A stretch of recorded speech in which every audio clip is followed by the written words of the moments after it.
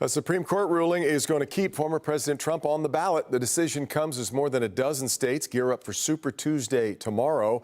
And while the former president is leading in every poll and has a large number of delegates, Nikki Haley is coming off a win in the District of Columbia.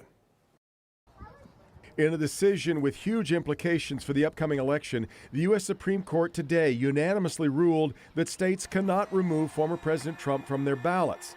The former president celebrating the move. You cannot take somebody out of a race.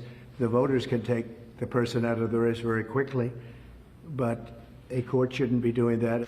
The justices overruling a Colorado Supreme Court decision that found the former president should be disqualified on grounds that he engaged in insurrection for his actions leading up to the January 6th Capitol attack.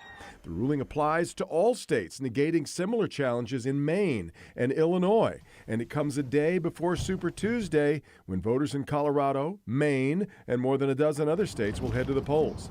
I don't like the idea of the government saying someone can't run.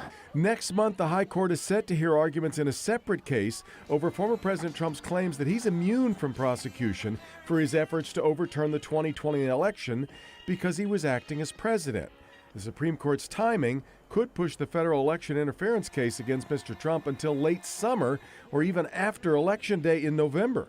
The court, in these indirect ways, is showing that it is tilting the playing field in support of the former president. Former President Trump is expected to dominate in tomorrow's Super Tuesday matchups against his sole Republican rival, former UN Ambassador Nikki Haley.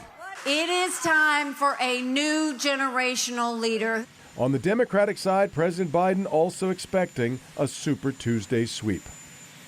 We should point out, though, Nikki Haley did make history in winning the Washington, D.C. primary yesterday. She's the first woman to ever win a Republican primary and hoping for a fundraising boost that will help her stay in the race off of that.